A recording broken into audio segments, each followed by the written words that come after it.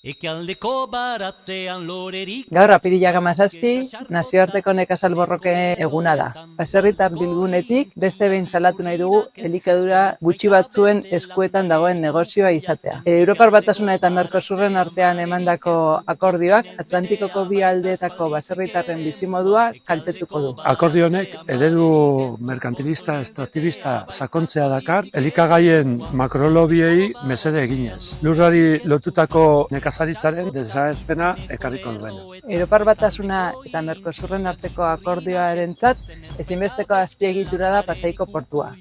Emango den merkantzien sarrera eta irteeren gorakadagatik. Eta jada etorkizunik ez duen eredu agroindustrialari bultzada bat emateko saiakera bat gehiago da.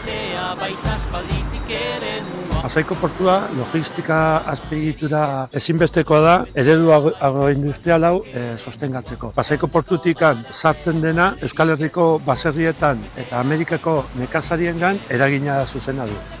Adibide gisa, Pasaiko portutikan sartzen dira nekazaritza agroindustrialean erabiltzen diren ongarri kimikoen portzentaien altu bat. Euskal Herrirako eta penintsulako iparralde handi baterako. Guzti hau salatzeko, honengatikan erabaki dugu Pasaiko portuan egitea halako ekintza. Lurra eskubidea lantzen duenarena da. Lurra eskubidea lantzen duenarena.